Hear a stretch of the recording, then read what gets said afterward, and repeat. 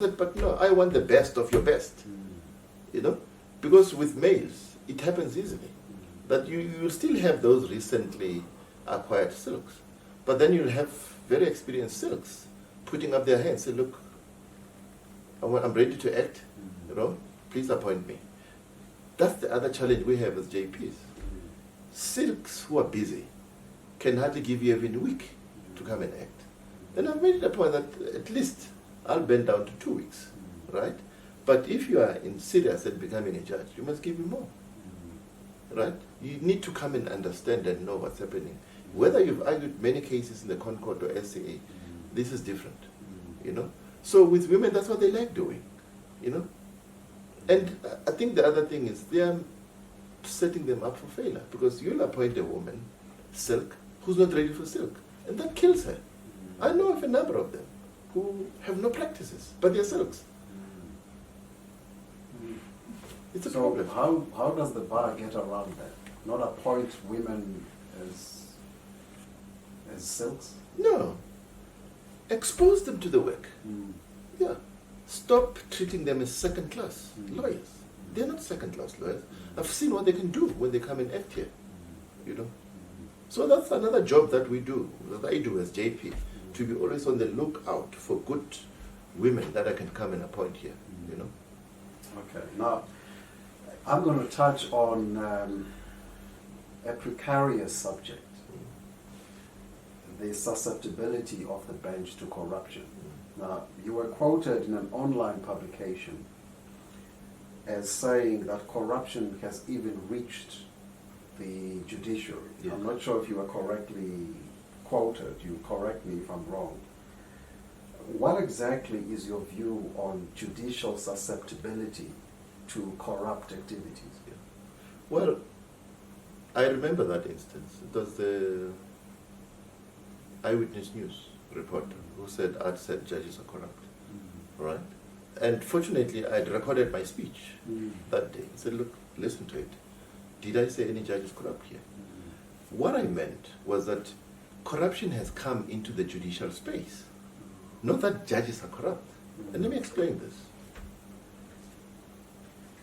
You have people who manufacture court stamps and actually come up with a court order that looks like it's an order from the court. I've seen people being taken out of their houses through these bogus court orders. That's corruption in my space as a judge, isn't it? I have a lot of incidents where you find court staff selling dates. To them, it's money. You know, I mean, there was a practice in Pretoria, in the Pretoria High Court, where to get an official to go and source a file for you, you need to give them airtime. Airtime is like pay them 300 rands or so, then they'll go and find the file. If you pay nothing, they'll come back and say, we can't find the file. That's corruption in the judicial space. But worse, where there's practitioner involvement.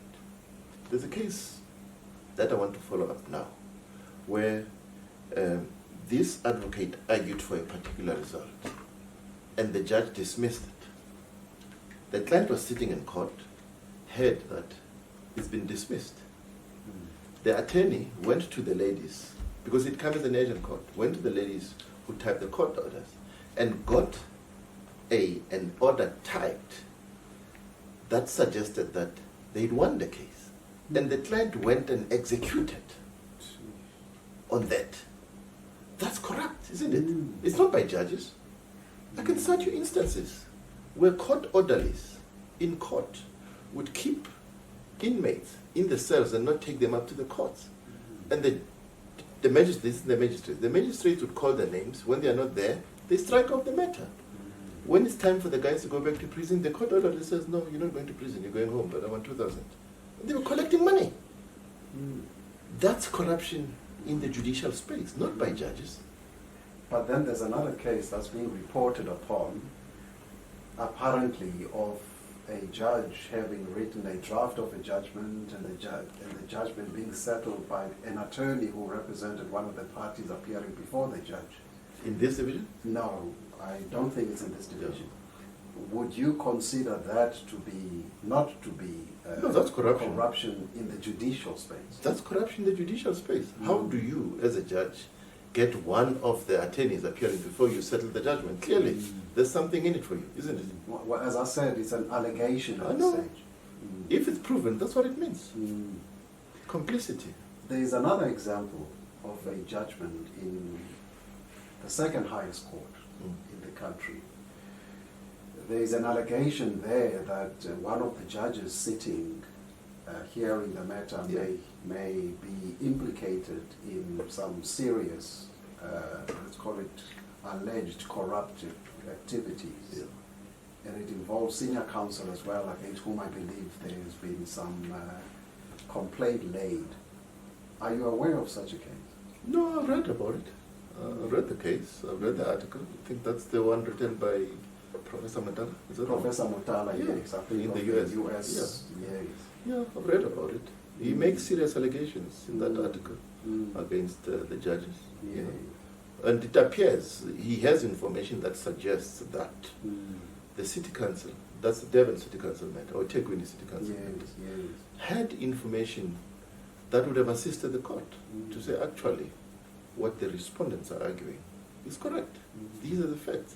But that those facts were withheld.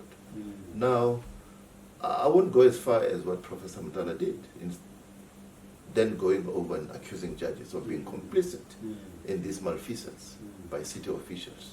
You know, I'm not ruling it out. Judges are human. You know, and our Chief Justice is very, very on the point all the time to say, guys, please stay out of this thing. Remain judges all the time. You know. Okay. Now, on that note, can I ask you one last question, JP? Is there anything in the state of the judiciary, one, the legal profession as a whole, two, that keeps you awake at night? Yeah, I worry about the resourcing of the judiciary in particular. We're not resourced to be able to deliver our work and our judgments on time and good quality judgments. I have 4 researchers here in Johannesburg. I think Pretoria also has 4 researchers for 40 or 45 judges. That's one thing. We work under conditions that are unbearable. You appear in the Pretoria High Court these days, the aircons don't work because the Department of Public Works is slow to respond if they respond at all. That's summer, right? Equipment, ordinary laptops and whatever, we've got to resort to our own means to buy ourselves stuff that works. And when the court officials buy us these tools, they are on some system where the service providers who've put themselves there are overpricing these things, but the government buys them. But you find that this is a low quality thing, you know? So it goes a long way. We need a rethink of how we are resourced and sort of how the work gets channeled to us, because judges are overworked. But you have a forum as heads of court, Yes. where you meet from time to time. Yeah. I think it's every quarter or something. Aren't these issues discussed there so that the Chief Justice can take it up with the government? Yes. Has that happened? They are discussed there, but our issue is we're a recently created department.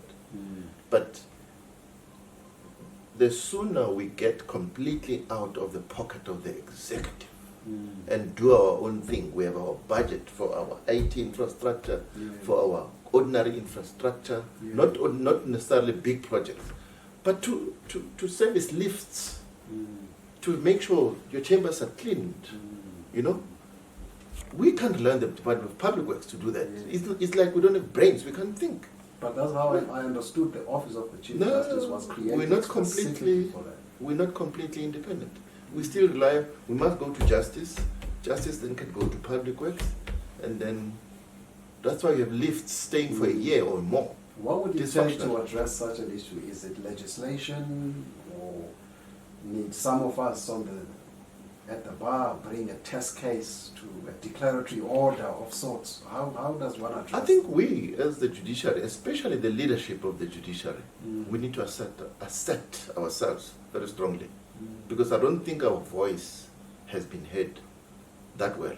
How do you do that? How do you assert yourselves? Well, we need to engage the powers that be. I mean, I know that Chief Justice Mukhweng has tried his best to say this is the judiciary model that we aspire to, and we agree to it as heads of courts. And the executive want to take that process through a colloquium and whatever, because it looks like they don't want to let go. We are the judiciary. We are an arm of the state. We can't argue with the executive to say, in my court, I want the judiciary emblem. I don't want the executive emblem here. You can't argue that. It's a no-brainer. But you still have instances like that. I get worked up when I think of these things because it's nonsense. We're an arm of the state. You go to Silverton, where the NPA is. When you enter the gate, you met with their logo. They are not an arm of the state, but they do it. Why not us?